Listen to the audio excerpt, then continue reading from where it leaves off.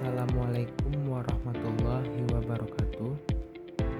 Perkenalkan, nama saya Andrean Farhan Saputra dengan NIM 056805575. Pada kesempatan ini, saya akan memperkenalkan hasil kajian mengenai identifikasi karakteristik guna lahan dan kegiatan di Kota Bandung dengan mata kuliah Mapel Teknik Presentasi dan Komunikasi.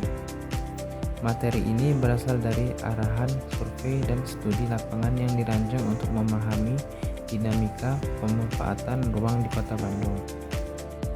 Latar belakang perkembangan kota tidak hanya dilihat dari pertumbuhan fisik, tetapi juga dari proses transformasi. Transformasi ini berlangsung melalui beberapa tahap, yaitu penetrasi, ekspansi, dominasi, dan subsensi.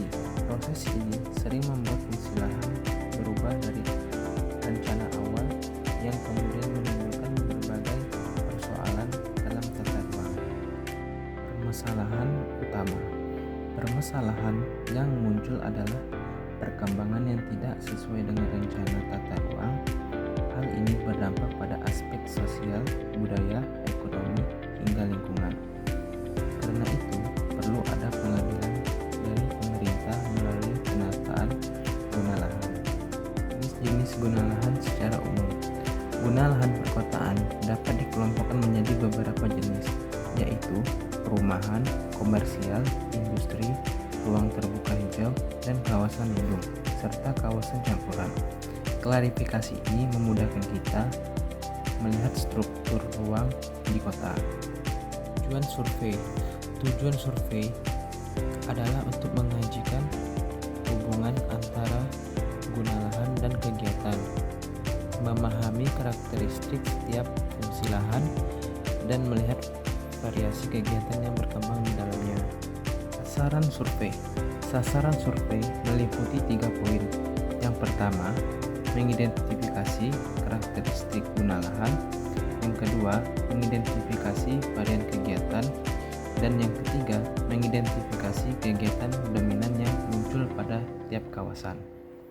Keluaran dari kegiatan ini adalah laporan hasil survei yang dapat digunakan sebagai bahan pada tahapan perencanaan kota berikutnya. Hasil survei ini penting untuk memberi gambaran kondisi aktual di lapangan. Lokasi studi. Kegiatan ini dilakukan di Kota Bandung yang dibagi ke dalam 6 wilayah pengembangan. Pengembangan ini membantu mengelompokkan karakteristik ruang sesuai wilayahnya. Pendekatan pelaksanaan. Pelaksanaan survei dimulai dengan memahami permasalahan, menentukan kebutuhan data, dan menetapkan populasi serta sampel yang akan diteliti. Perangkat survei. Kami menyiapkan instrumen survei seperti lembar observasi, daftar pernyataan, serta metode pengumpulan data. Kemudian menentukan target wilayah yang akan disurvei. Pengolahan data. Setelah data terkumpul, data diolah dan disajikan dalam bentuk tabel, grafik, atau peta. Dari hasil pengolahan tersebut, kemudian dilakukan interpretasi untuk mengetahui pola dan kecenderungan. Peregonisasian kegiatan. Kegiatan survei membutuhkan koordinasi seperti pembentukan tim, penyusunan proposal, dan pembagian tugas agar proses belajar efektif dan efisien. Administrasi kegiatan. Kami juga memastikan seluruh administrasi seperti pencarian data tambahan, perhitungan biaya, dan pengurus izin dilakukan dengan benar sebelum turun ke lapangan. Karakteristik guna lahan di Bandung. Hasil identifikasi menunjukkan bahwa Kota Bandung didominasi oleh fungsi permukiman dan komersial, dengan variasi fungsi lain yang berada pada tiap wilayah pengembangan. Karakteristik kegiatan.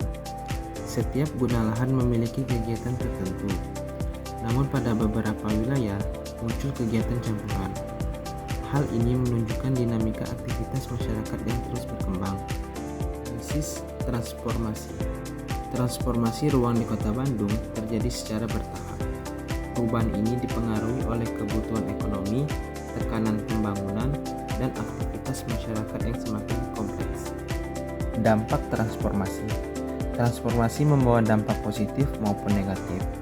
Dampak negatifnya antara lain seperti perubahan sosial, pertumbuhan aktivitas yang tidak sesuai zona, serta perubahan struktur ruang yang tidak diinginkan. Kesimpulannya, identifikasi guna lahan sangat penting untuk memahami perubahan kota. Survei seperti ini diperlukan untuk menilai kesesuaian kegiatan dan fungsi ruang yang menjadi dasar perencanaan kota yang berkelanjutan. Dengan ini, saya mengucapkan ribuan terima kasih. Wassalamualaikum warahmatullahi wabarakatuh.